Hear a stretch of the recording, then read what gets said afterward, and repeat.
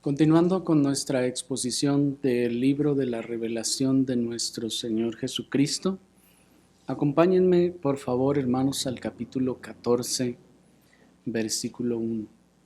Libro de la revelación de nuestro Señor Jesucristo, capítulo 14, y vamos a leer del versículo 1 al versículo 5. Dice la palabra del Señor. Después miré, y he aquí el Cordero estaba en pie sobre el monte de Sión, y con él 144,000 que tenían el nombre de él y el de su Padre escrito en la frente. Y oí una voz del cielo como estruendo de muchas aguas, y como sonido de un gran trueno. Y la voz que oí era como de arpistas que tocaban sus arpas, y cantaban un cántico nuevo delante del trono, y delante de los 4 seres vivientes, y de los ancianos, y nadie podía aprender el cántico sino aquellos 144,000 que fueron redimidos de entre los de la tierra. Estos son los que no se contaminaron con mujeres, pues son vírgenes. Estos son los que siguen al Cordero por donde quiera que va. Estos fueron redimidos de entre los hombres como primicias para Dios y para el Cordero.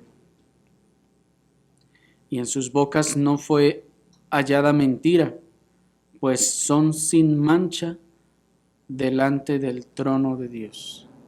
Hasta ahí. Hermanos, vamos a meditar en esta porción que hemos leído, como ya es nuestra costumbre, en 3 secciones.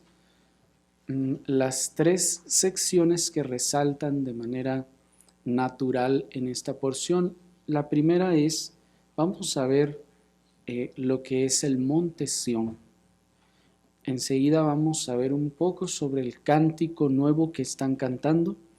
Y por último vamos a detenernos a contemplar a los redimidos aquí descritos.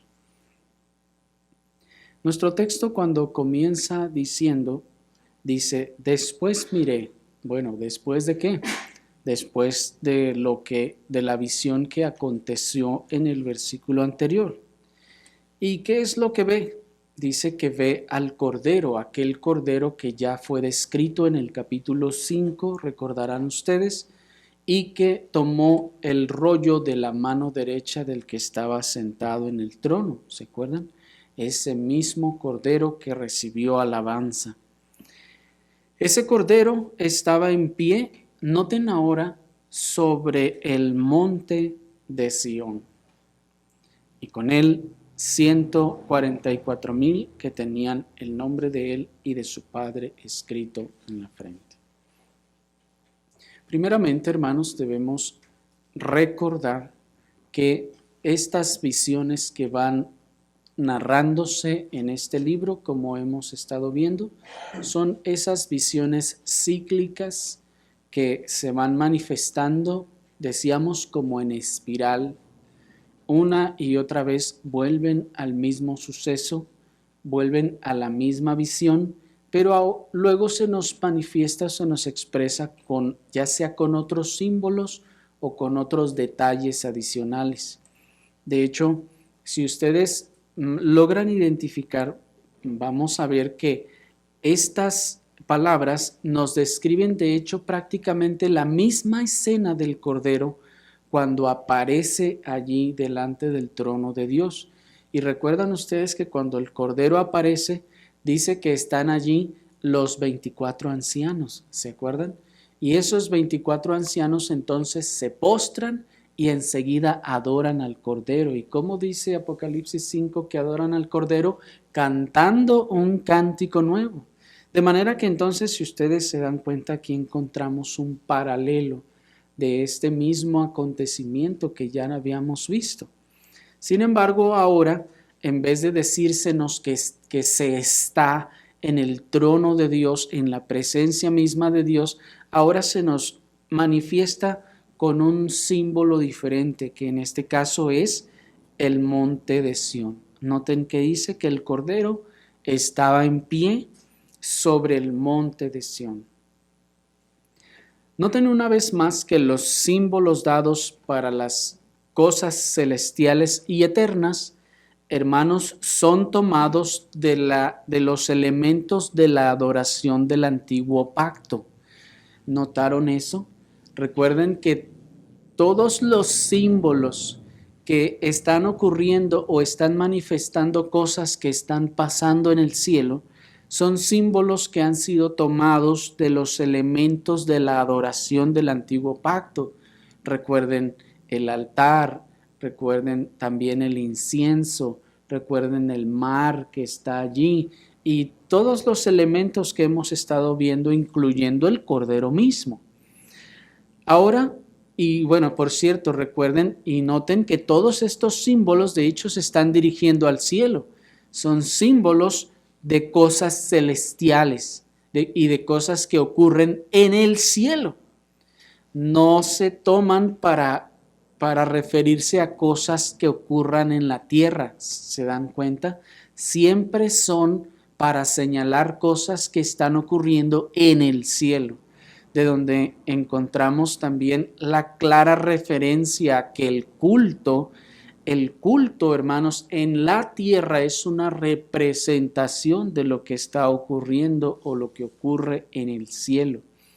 Por esa razón, hermanos, el culto en esta tierra, como decía el puritano David Clarkson, es una sombra, es un cielo en la tierra. El cielo en la tierra es el culto de adoración. Es por eso que es tan importante, hermanos, y tan digno en ese sentido. Pero ahora en esta ocasión de los símbolos que se toman de la economía del antiguo pacto, se toma ahora el monte de Sión como un icono representativo o un emblema de la habitación de Dios.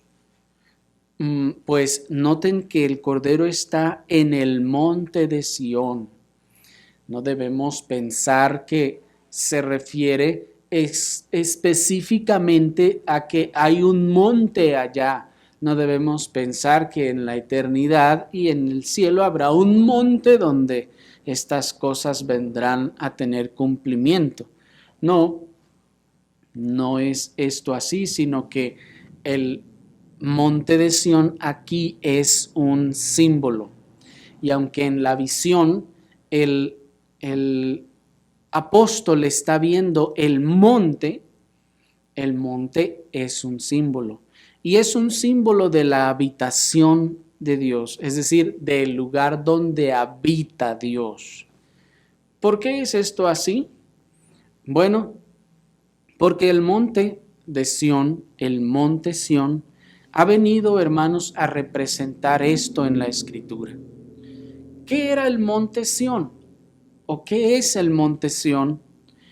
Inicialmente, hermanos, Sión era un monte que había sido convertido en fortaleza por los jebuseos, que fueron los anteriores habitantes del territorio de donde estaba la ciudad de Jerusalén. Por allí les compartí unas imágenes en donde espero que ustedes hayan podido ver la distribución, primero la forma del monte y la distribución de la ciudad de Jerusalén desde el primer momento en que fue conquistada. En las imágenes que les envié, ustedes van a ver que en la parte sur se encontraba entonces lo que se llama o se conoce como el monte de Sión. Esa zona de esas colinas que estaban allí eran dominio de los jebuseos antes que los israelitas tomaran posesión de ese lugar. Y los jebuseos habían puesto una fortaleza encima del monte llamado Sión. Y segundo libro de Samuel 5:7 nos dice que David tomó esa fortaleza y en el versículo 9 nos dice que él moró allí y llamó a ese lugar la ciudad de David. Y junto con esa fortaleza tomó también la ciudad conocida ahora como la ciudad de Jerusalén. ¿Qué es lo que ocurrió aquí?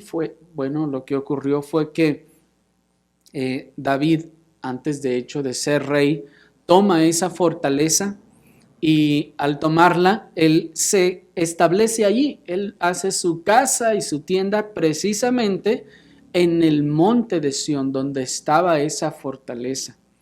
Y al conquistar el resto de la ciudad, que ustedes vieron que se va desplazando un poco hacia el norte, entonces toma posesión de toda esa tierra y la sección del monte la llama la ciudad de David y todo el resto es Jerusalén. La zona donde estaba la ciudad de Jerusalén, como vieron, es una cordillera montañosa, donde la colina más alta, la colina que estaba hacia el norte, es el monte Moriah, monte en el que nos dice la escritura que Abraham fue y estuvo a punto de sacrificar a Isaac. ¿Se acuerdan? Es precisamente ese mismo monte, pero muchos siglos después que llegan luego otros pueblos, en este caso los jebuseos toman el lugar, se apoderan de él, viven allí, y luego es que llega David y recobra o toma este monte. El monte Moriah, pues entonces es parte, como vieron, de todo ese conjunto de colinas y es la colina más grande que está a la orilla norte. Y descendiendo hacia el sur estaba la colina del monte Sión, donde David puso su tienda o su morada, donde él hizo su casa, vaya, y se quedó a vivir. Luego Dios mandó a David hacer su tabernáculo en el monte Moriah. Recuerden ustedes que Dios le manda que haga esto y él va y pone allí un altar y ofrece allí sacrificio, se pone el tabernáculo ahí y dice la escritura que Dios incluso desciende, responde con fuego descendiendo del cielo, consumiendo el sacrificio que David había ofrecido allí. David entonces entiende que ahí ese es el lugar que Dios ha escogido y le da instrucciones a Salomón para que se construya el templo de Salomón en el monte Moriah. Es decir, si recordamos la imagen, el monte al norte más alto de toda esa cordillera montañosa. Ahí en ese monte es que se construyó entonces el templo de Salomón. Entonces, si más o menos nos recordamos del mapa, tenemos el monte de Moriah, el templo allí y bajando un poco la colina está un pequeño valle y luego está el monte de Sión abajo de esa cordillera montañosa. De manera que todo esto, si se fijaron, era un solo conjunto de montes que parecían ser uno solo al final, pero esos dos tenían dos montañas, una más alta que la otra. Luego, tras la muerte de David, la palabra Sión se usó para denominar otras partes de Jerusalén. Primero, el monte del templo, pues no se decía el monte de Moriah, donde está el templo, sino se empezó a decir el monte de Sión. De manera que el monte Moriah en una época y de manera cultural se le comenzaba a llamar monte de Sión también por ser parte de esa misma cordillera. Más tarde fue llamado todo entonces Sión y dado que formaba parte de la misma cordillera montañosa. Incluso Jerusalén misma también llegó a ser llamada Sión en los escritos de los profetas. Dios mismo, cuando habla de Jerusalén por medio de los profetas, también le llega a llamar Sión. De manera entonces que el nombre Sión se empezó a usar tanto al punto de que ya se le llamaba Sión, ya no solo al monte donde donde David había puesto su casa, sino que ya se llamaba también Sión a los alrededores y luego se llamó Sión a toda la cordillera. ¿Me siguen? De manera entonces que cuando los judíos que venían de otros lugares al templo, a la adoración, ellos, si ustedes vieron el mapa, venían y tenían que subir el monte. Dado que no había entrada al templo por la parte de atrás, tenían que subir al monte de Sión y seguir ascendiendo hasta llegar a donde estaba el templo. De ahí entonces viene esa expresión de subir al monte de Sión. De allí es donde el salmista también dice, ¿quién subirá? Así pues, la palabra Sión comenzó enseguida a tomar connotaciones espirituales, debido a que el tabernáculo y el templo estaban en esa cordillera montañosa, como lo vemos abundantemente en el libro de los Salmos, que esta palabra comenzó a tomar connotaciones espirituales. Dice el Salmo 24, 3, 5, ¿quién subirá al monte del Señor? Ese monte es del Señor porque allí está el templo, allí es donde está la habitación de Dios. ¿Y quién estará en su lugar santo? El limpio de manos y puro de corazón, el que no ha elevado su alma a cosas vanas ni jurado con engaño. Y miren también, hermanos, cómo esto se convirtió de manera geográfica en algo muy hermoso, pues está el templo de Dios allí en la cima y parte de esa misma colina es la ciudad de Jerusalén. Por eso luego también es llamada la ciudad del Dios vivo, pues está ahí el templo y todo es parte de una sola. ¿Me están siguiendo? De manera que entonces esta ciudad comienza a verse como la ciudad santa. ¿Por qué? ¿Porque es la ciudad perfecta? No, porque allí está el templo de Dios, allí está la habitación de Dios entre los hombres, allí está Dios. Y qué hermoso, todo el resto del pueblo está en la habitación de Dios. ¿Me siguen? Está en el mismo complejo y viviendo allí con Dios.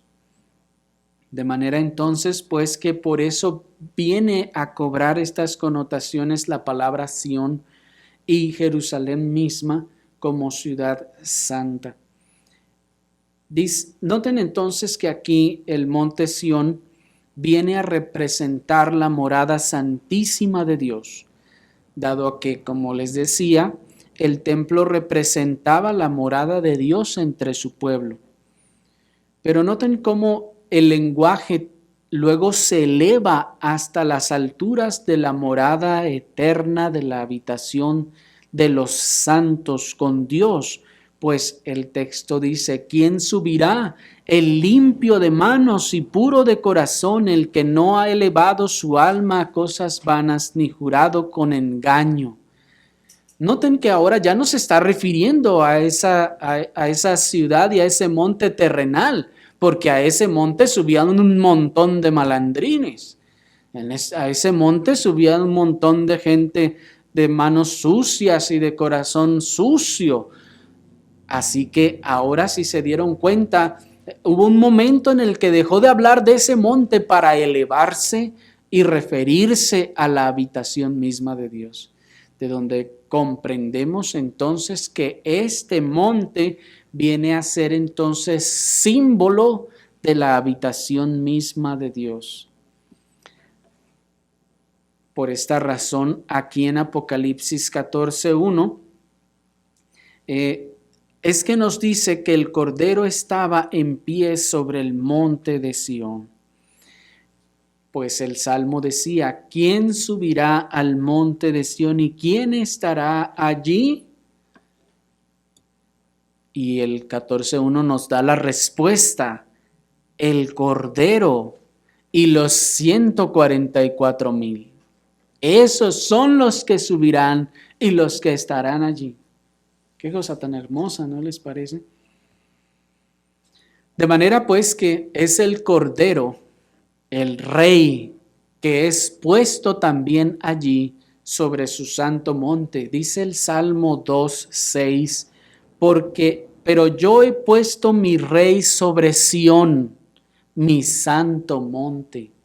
Miren, hermanos, una vez más aquí la palabra Sión o el monte de Sión, representando entonces cosas espirituales.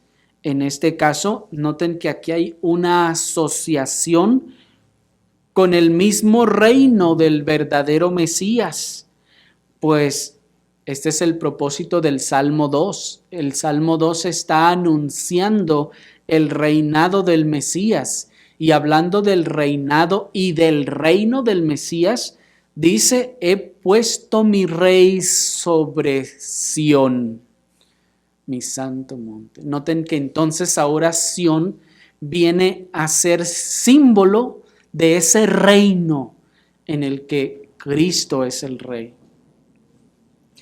Sión viene a representar el reino espiritual del pacto de gracia al que no se entra por asociación racial, sino siendo nacidos de Dios, siendo nacidos en Sión, nos dice el Salmo 87. Abran su Biblia en el Salmo 87 sin perder Apocalipsis 14. Miren cómo dice este salmo tan hermoso respecto a estas cosas. Dice el versículo 1. Salmo 87:1. A los hijos de Coré, salmo, cántico. Su cimiento está en el monte santo. ¿Cuál monte? El monte de Sión. Ama el Señor las puertas de Sión más que todas las moradas de Jacob. ¿De cuál monte está hablando? Del monte de Sión. Noten entonces que aquí ahora el monte ya está siendo un símbolo, porque ¿será que el Señor amaba esa montaña que está allí? No, evidentemente se refiere a lo que representa. Dice, cosas gloriosas se han dicho de ti. Miren ahora, ciudad de Dios. Si ustedes se fijaron en la imagen, está el monte y está la ciudad ahí sobre el monte. Esa ciudad donde los que son parte de los elegidos de Dios viven y moran en la ciudad con Dios. Miren, hermanos, qué hermoso cómo de manera hasta geográfica en aquel tiempo esa zona se convirtió en un símbolo de lo que habría de haber en la eternidad. Este estaba siendo el símbolo de lo que Apocalipsis 14 nos está describiendo. Lo que está viendo aquí el apóstol es precisamente el monte de Sión. Él está viendo la figura parecida de lo que ustedes vieron allí. Él está viendo el monte, está viendo el templo, está viendo la ciudad, está viendo entonces al Cordero y está viendo a todos los 144,000 que están en la ciudad con Dios. Por eso dice el versículo 3, cosas gloriosas se han dicho de ti, ciudad de Dios. Y recuerden, aquí no se trata de la ciudad física, sino de la esperanza escatológica. Y dice el 4, yo me acordé, noten, si no nos quedó claro, por cierto, si no nos quedó claro que no se refiere a ese monte terrenal, sino a la esperanza espiritual futura, nos dice ahora, yo me acordé de Rahab, y de Babilonia entre los que me conocen. He aquí Filistea y Tiro con Etiopía, este nació allá. Miren, hermanos, qué cosa tan interesante, porque dice, yo me acordaré de Rahab. ¿Quién era Rahab? Rahab, hermanos, era una ramera extranjera que al final fue parte del pueblo de Dios. Babilonia, ¿qué es? Una nación extranjera también. Filistea, ¿qué es? Los enemigos de los judíos, Tiro y Etiopía. ¿Y qué dice de todos ellos? Este nació allá. Oh, hermanos, qué cosa tan asombrosa, ¿no les parece? ¿Cómo está diciendo el Señor y anunciando desde entonces cómo estos que serían parte de esta ciudad, estos que nacerían de allá, serían de Babilonia, de Filistea, de Tiro, de Etiopía, de todas partes? Porque noten, Filistea está a un lado, Tiro está hacia arriba, Etiopía está hacia el sur de Jerusalén. Y noten cómo está ahora aquí haciendo esa imagen de que vienen todos ellos del norte, del sur, del este y del oeste. Y todos ellos, dice, nacieron aquí. Qué impresionante. Noten que entonces ya nos está refiriendo a una ciudad terrenal, a un monte terrenal. Dice el 5, y de Sión se dirá, este y aquel han nacido en ella, y el Altísimo mismo la establecerá. El Señor contará al inscribir a los pueblos. Noten, ¿se fijan? Qué impresionante, hermanos, es esto. Al inscribir a los pueblos, este nació allí. Aquí el Señor está ya anunciando desde entonces que de muchos pueblos nacerían allí. Y esto no era físico, obviamente. Y cantores y tañedores en ella dirán, todas mis fuentes están en ti. Cuando dice todas mis fuentes, se estará refiriendo probablemente a todas las fuentes de inspiración, a todo lo que inspira a los cantores y tañedores a cantar. Todo aquello de lo que cantan viene de allí, viene de ella. Y noten que habrá también cantores y tañedores. ¿Y qué es lo que pasa ahí en el versículo 3 de Apocalipsis 14? Cantaban un cántico nuevo delante del trono. Noten, hermanos, qué cosas tan maravillosas se estaban anunciando aún desde tiempos del salmista. Aquí el monte de Sión viene pues a ser también un tipo del pacto de gracia. No del pacto antiguo con un pueblo, con una nación, sino el pacto de gracia.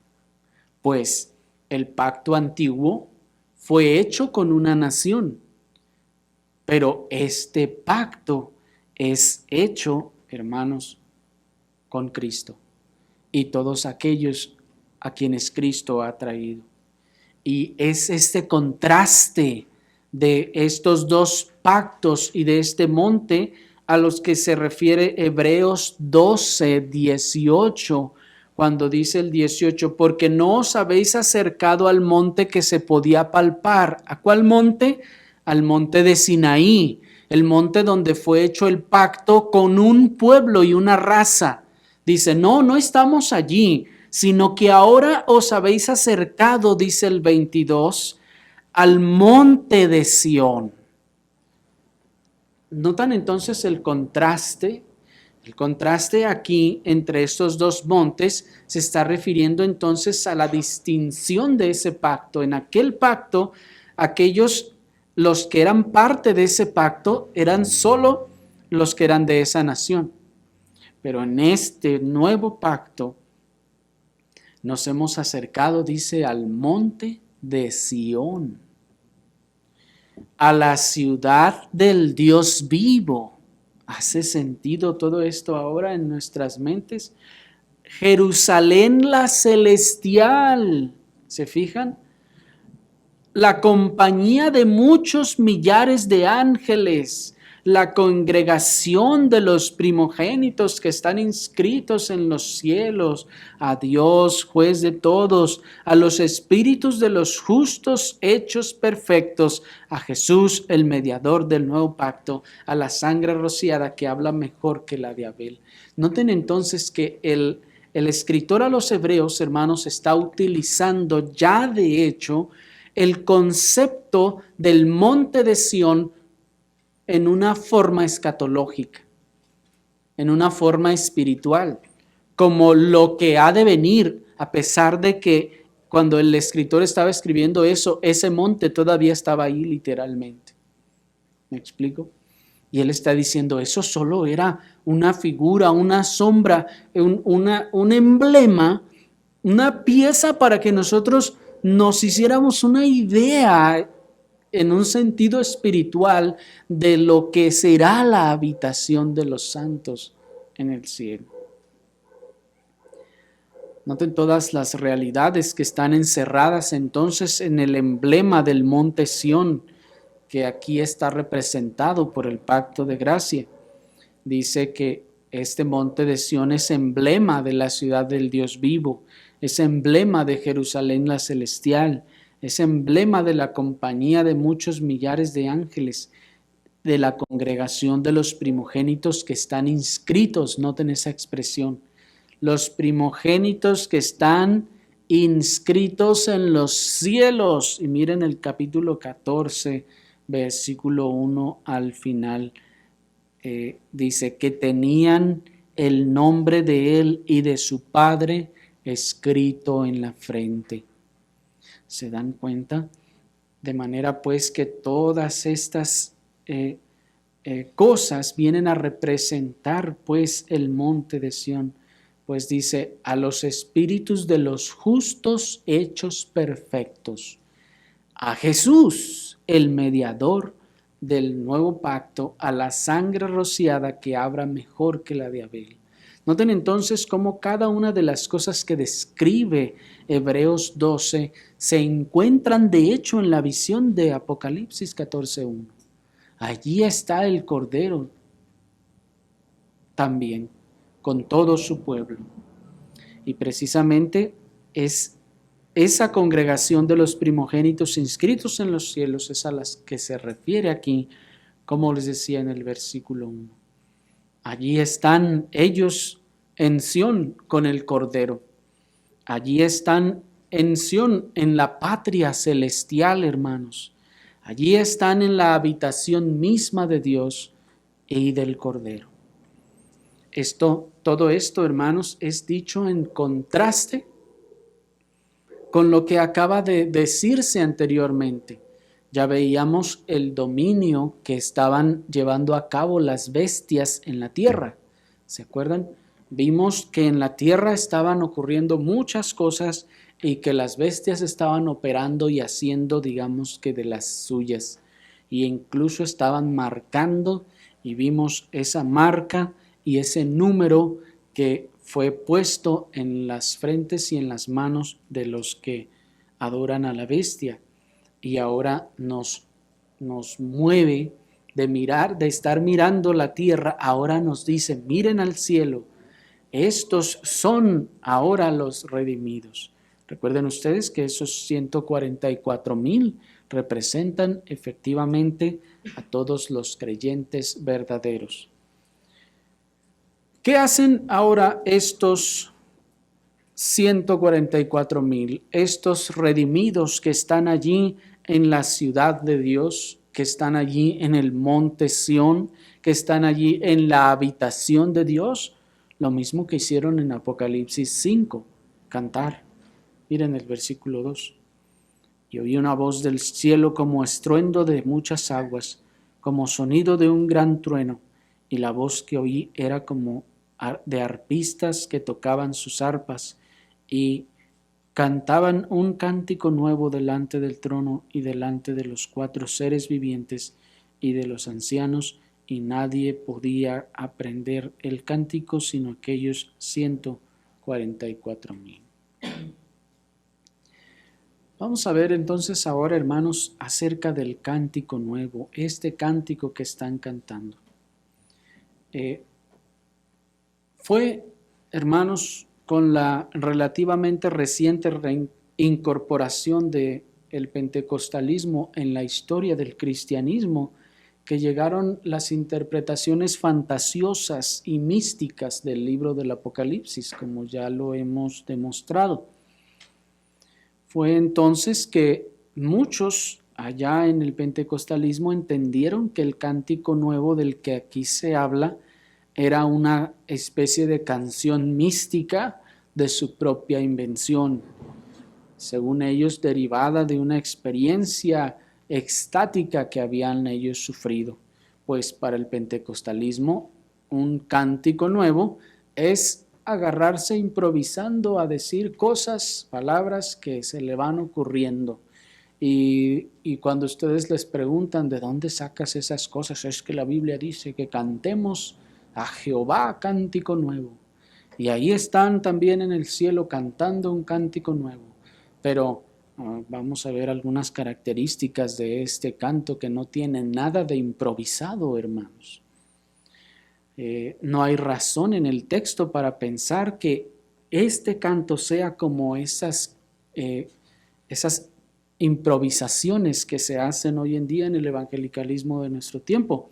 Pues noten que no es un asunto personal, sino es algo colectivo. ¿Quién lo canta? Todos. Todos esos 144,000, todos esos redimidos, todos a una están cantando ese cántico. Así que no tiene nada que ver con lo que hoy en día se hace, pues que el que canta según es uno solo y nadie sabe ni qué sigue, ni qué más va a decir. ¿Me están siguiendo? De manera que no tiene nada que ver con esto, pues este es un cántico que están cantando todos los que están allí. Y es tal así, hermanos, que se escucha como el estruendo de muchas aguas, como el sonido de un gran trueno, lo que está cantando aquí. De donde, hermanos, aprendemos también que la adoración en el cielo ya no será la clase de adoración que solemos nosotros pretender aquí en la tierra, que estamos cantando y en realidad no estamos cantando. Ni siquiera nos oímos a nosotros mismos lo que estamos diciendo o que estamos cantando nada más ahí por hacerlo. Allá dice el texto que los que son redimidos cantan de tal manera, hermanos, que se oye un estruendo tremendo y poderoso. Yo me pregunto si ustedes van a estar cantando allá. Así como dice el texto. Pues hermanos, eso es lo que ocurre en aquel lugar. Ahora, en cuanto al cántico, esta no es la primera vez, como les decía, que nos dice que los redimidos cantan un cántico nuevo. Esto ya lo habíamos visto en el capítulo 5, versículo 9, que los redimidos están cantando un cántico nuevo. Y, en primer lugar, también se tocaban arpas, ¿se acuerdan? Allá en el capítulo 5 tienen arpas y las están tocando. Y así como demostramos en aquella ocasión, las arpas aquí son simbólicas. Tienen un carácter simbólico, ya lo vimos la ocasión anterior. Vimos que las arpas son el símbolo de la dulce y melodiosa adoración que se expresa en el nuevo cántico que entonan y que no debemos pensar, como muchos aún lo hacen, que en el cielo va a haber niños o personas con arpas y que cada quien ahí va a traer un arpa y ahí entre las nubes. Hermanos, eso es una idea que se han formado de una interpretación literalista de la Escritura. Y queremos reiterar lo que dijimos la ocasión anterior cuando veíamos sobre estas arpas y veíamos que estas arpas y este cántico nuevo nos confirman la legitimidad de la adoración con el uso armónico de las voces, así como también nos enseña que este tipo de adoración se preservará para la eternidad, aunque no necesariamente, decíamos aquella ocasión, en el formato que nosotros conocemos, no necesariamente en ese mismo formato.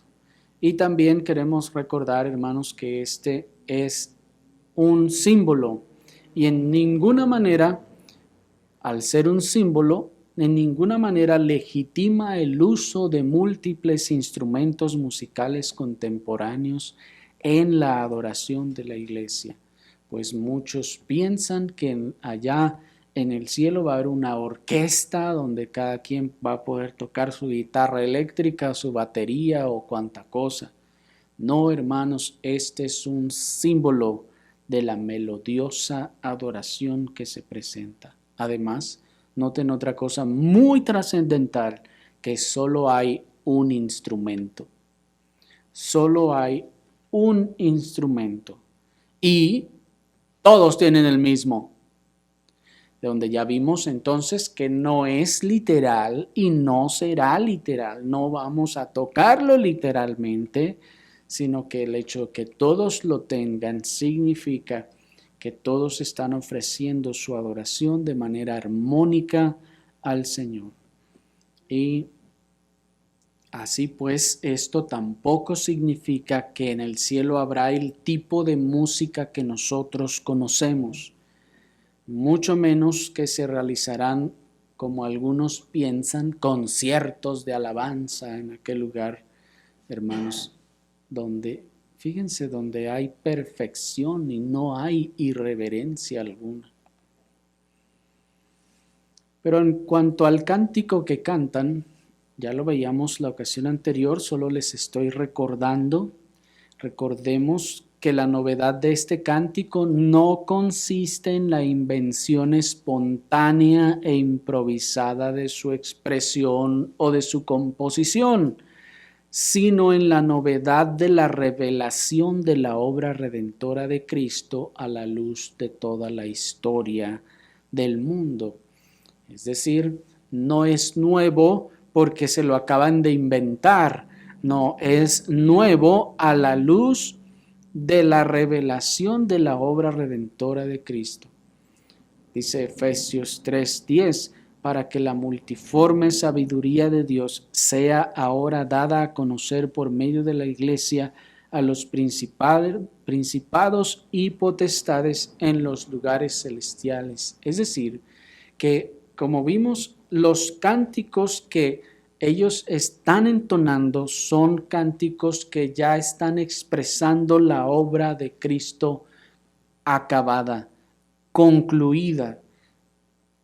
Por eso dice el texto que es por medio de la iglesia que los principados y potestades en los lugares celestiales vienen a oír la multiforme sabiduría de Dios que es dada a conocer a través de estas cosas.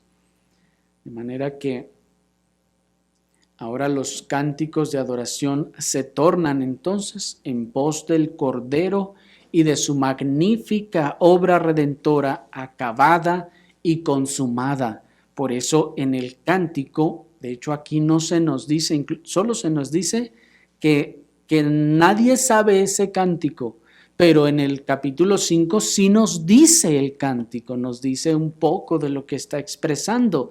Dice capítulo 5, versículo 9. Digno eres, ¿qué decía ese cántico? Digno eres de tomar el libro y de abrir sus sellos, porque tú fuiste inmolado y con tu sangre nos has redimido para Dios de todo linaje y lengua y pueblo y nación, y nos has hecho para nuestro Dios reyes y sacerdotes y reinaremos sobre la tierra. Noten entonces que el cántico ya no es como el cántico que nosotros cantamos en esta en esta era en donde nosotros cantamos y decimos: allá en la patria y hogar celestial, do será nuestro eterno sabbat, do por Cristo habremos de ir. ¿Qué estamos diciendo? Lo que esperamos al futuro. En cambio, este cántico es nuevo en virtud de que ahora se canta sobre la obra que ya ha sido concluida, que ya ha sido consumada en Cristo y que ya estaremos disfrutando. Ahora bien, el texto agrega, versículo 3 al final, noten, dice: y nadie podía aprender el cántico sino aquellos 144,000 que fueron redimidos de entre los de la tierra. ¿Por qué nadie podía aprender el cántico? ¿Será que era un secreto y que solamente algunos exclusivamente lo podían saber? No, hermanos, con esta expresión se señala la exclusividad de los derechos de adopción de los redimidos. Solo ellos pueden clamar Abba. ¿Se acuerdan cuando vimos la adopción? Y todos los derechos que solo los redimidos pueden tener. Solo ellos han experimentado la verdadera obra redentora de la gracia de Dios en Cristo, y por eso ellos solo pueden aprender el cántico y solo ellos lo pueden cantar. Aquí, muchos que no han sido genuinamente redimidos cantan y dicen: oh, el Señor me salvó, amén, aleluya. Pero en aquel tiempo ya no será así. En aquel momento, solo los redimidos cantarán y podrán cantar estas cosas, pues el resto estarán turbados de terror y tormento por la reprobación de sus propias vidas. Porque el Señor les habrá dicho: apartaos de mí, hacedores de maldad. No podrán entonces cantar este cántico. Solo ellos lo conocen porque solo ellos han experimentado esta obra. Y si notan, el texto dice: digno eres de tomar el libro y abrir los sellos, porque tú fuiste inmolado y con tu sangre nos has redimido. Si no me redimió, ¿cómo voy a cantar eso? Este texto entonces hace referencia a la imposibilidad de que aquellos que, aunque se consideren cristianos, no han experimentado verdadera salvación, no podrán al final formar parte de ese glorioso coro que adora delante del trono del Cordero. Y noten que dice ahora el versículo 4. Estos son los que no se contaminaron con mujeres, pues son vírgenes. Estos son los que siguen al Cordero por donde quiera que va. Estos fueron redimidos de entre los hombres como primicias para Dios y para el Cordero, y en sus bocas no fue hallada mentira, pues son sin mancha delante del trono de Dios. Vamos entonces, hermanos, a detenernos por último un poco con estos redimidos. Estos, noten, como les decía del verso anterior, dice que nadie podría aprender el cántico sino aquellos que fueron redimidos. Solo ellos pueden entonces tomar en sus labios estas palabras y expresarlas. Ahora, estos redimidos, dice el verso 4, estos son los que no se contaminaron con mujeres, pues son vírgenes. Esta expresión, hermanos, ha sido de mucha confusión entre los que no logran armonizar la enseñanza general de la Escritura con algunos textos que parecen difíciles. Y estos han expresado que el texto aquí nos está hablando, muchos piensan que de un grupo exclusivo de cristianos célibes o especiales, dicen ellos. Otros han dicho es que aquí este texto está enseñando que es correcto el celibato. Otros piensan que con este texto se está exaltando el estado de soltería por encima del estado matrimonial. Sin embargo, hermanos, esto no es así. Esas interpretaciones son el resultado de la confusión de que muchos no pueden armonizar toda la enseñanza general de la Escritura con algunos textos difíciles. ¿Qué queremos decir con esto?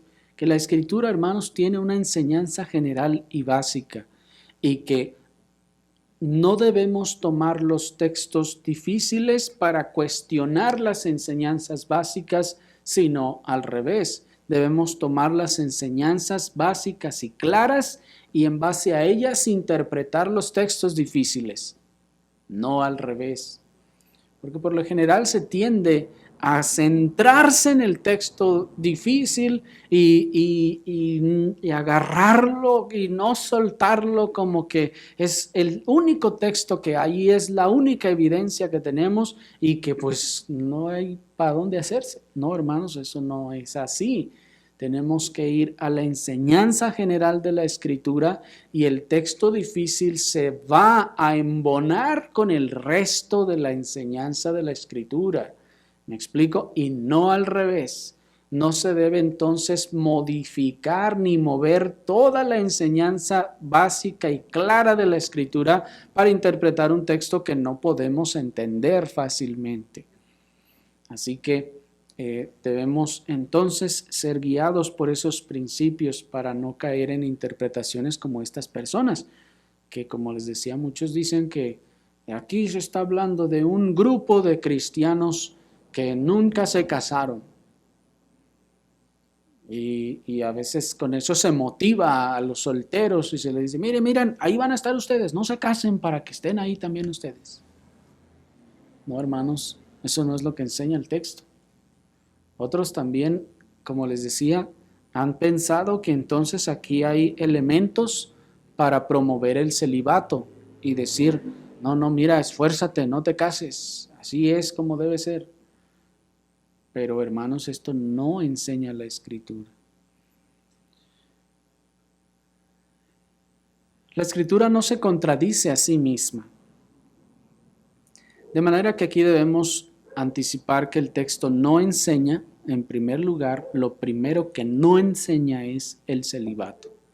Pues 1 Timoteo 4:3 está denunciando que vendrían algunos que prohibirían casarse. Y con esa prohibición estarían sugiriendo que es algo deseable y lo mejor para una persona en todo momento y circunstancia. Esto no es así. Lo segundo que no enseña el texto es que las relaciones íntimas en el matrimonio sean sucias o pecaminosas, pues dice Hebreos 13:4 que es honroso en todos el matrimonio y el lecho sin mancilla. Muchos leyendo estas cosas dicen, mira, entonces las relaciones contaminan. Y de hecho esa es como ya hemos visto, esa es una perspectiva monástica. Fueron los monjes los que inventaron esas ideas de que esas cosas son sucias y las transmitieron así, pensando o viendo textos como este, que entonces las mujeres contaminan. ¿Y ahora cómo se sienten las mujeres? ¿Se dan cuenta cómo todo esto está fuera de lugar? Todas esas interpretaciones están totalmente fuera de lugar. Pues esto no es lo que enseña la Escritura. Tampoco este texto enseña que el estado de soltería sea espiritualmente superior al matrimonial. Pues Hebreos 13:4 nos dice que es honroso en todos el matrimonio y el lecho sin mancilla. En muchos lugares y también en el neocalvinismo en nuestro tiempo, en el continuismo sobre todo, se promueve mucho el estado de soltería como superior o mejor al matrimonial. Y dice, no, es que si estás soltero puedes hacer tantas y tantas cosas para el Señor. Y yo me pregunto, ¿dónde están esos solteros que pueden hacer tantas cosas para el Señor? Si yo más bien veo que son los casados los que se esfuerzan y hacen más por el Señor que los solteros. Nótenlo. Evalúen las iglesias y se van a dar cuenta de que esto es una realidad. Los solteros son los que están sentados y los tienen que estar, como se dice, empujando, arreando, y los casados son los que suelen poner más empeño y entusiasmo en el servicio del Señor. Lo último que este texto no está enseñando es que este sea un grupo especial de creyentes. ¿Por qué no? Porque el texto ya nos dijo que son los 144,000. ¿Se dan cuenta? Ya tenemos claro entonces una verdad. ¿Quiénes son esos 144,000? Ahora, si es clara, es verdadera y embona con todas las demás verdades bíblicas, como ya lo demostramos cuando vimos esa parte, entonces no podemos tirar esa verdad para cuestionarla porque este otro texto parece que dice otra cosa. ¿Me explico? No, al revés. Este texto se debe adaptar a las verdades que ya están establecidas y que son básicas, claras y comprensibles, y son fundamentales.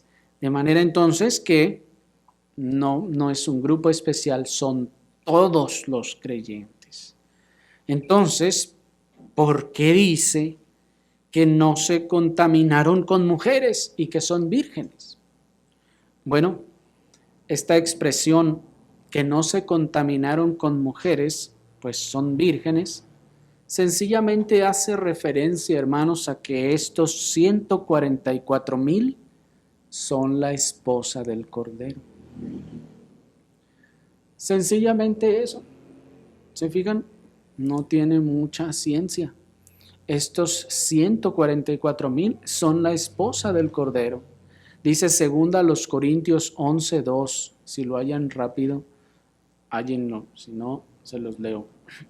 2 Corintios 11:2 dice, porque os celo con celo de Dios, pues os he desposado con un solo esposo, para presentaros como una virgen pura a Cristo.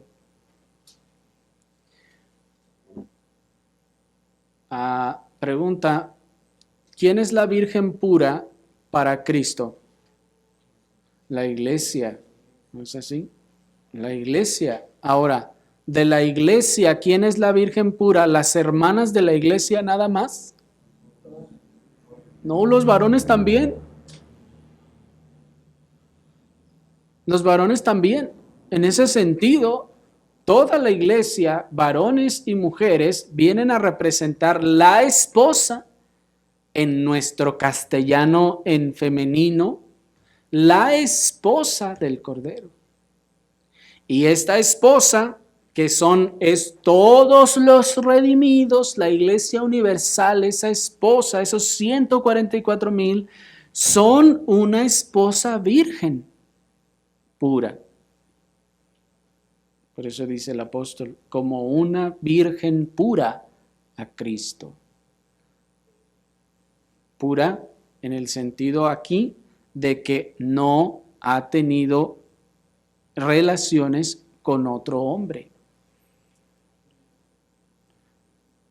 ¿Se fijan? De manera entonces que la iglesia se presenta a Cristo y se presentará a Cristo su esposo en la eternidad como una virgen pura para Él. ¿Me explico? Por eso dice, estos son los que no se contaminaron con mujeres, pues son vírgenes. ¿Me explico? Ahora, noten que el versículo 5 nos expresa la misma idea de pureza que aquí, que el apóstol Pablo expresa. Miren, verso 5. Y en sus bocas no fue hallada mentira, pues son, ¿cómo dice? Sin mancha. Son sin mancha delante del trono de Dios. Después de que nos da esta expresión de que son vírgenes, luego nos da 4 formas en las que se expresa su limpieza y su pureza. 1, siguen al Cordero en donde quiera. 2, fueron redimidos de entre los hombres como primicias para Dios, para el Cordero. 3, en sus bocas no fue hallada mentira. 4, son sin mancha. ¿Se fijan? Entonces, aquí este texto está buscando expresar entonces la pureza de la iglesia de Cristo. Estos 144,000 que están allí delante de Él. Estos son limpios o limpiados de manos y purificados de corazón, y que no juran con engaño, como decía el Salmo, pues son santos, son la esposa del Cordero. Así que la palabra contaminado en este pasaje se refiere a que no han caído en infidelidad. Esto es, que no han apostatado de la fe, o que no se han dormido como las otras 5 vírgenes insensatas de Mateo 25. ¿Se fijan? Notan entonces cómo todos los textos de la Escritura, hermanos, embonan en una realidad, que es que no se han contaminado, es decir, no han caído en infidelidad, no han apostatado de la fe y no se han dormido como esas 5 vírgenes insensatas. Entonces, ¿por qué dice que no se han contaminado con mujeres?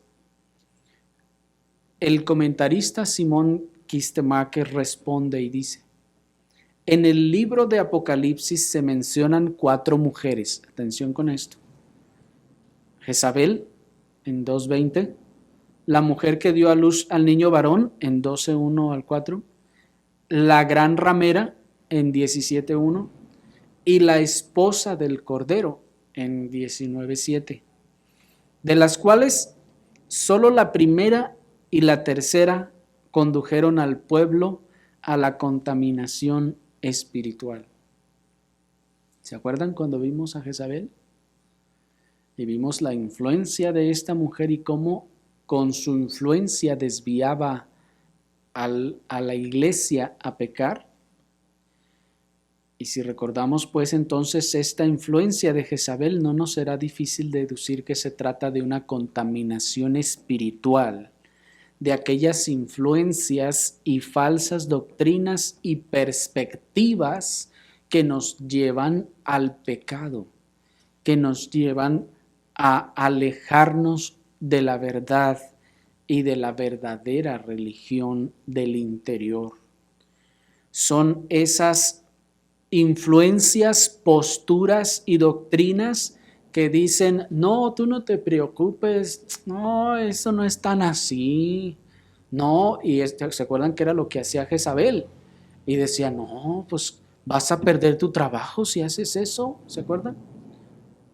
Si no comes de esto contaminado, mira, te van a correr, y la Biblia dice que el que no tiene cuidado de los suyos y de los de su casa, la fe negó. Así que no, ni se te ocurra. No, mejor ve y peca, que al cabo Dios sabe y Dios entiende.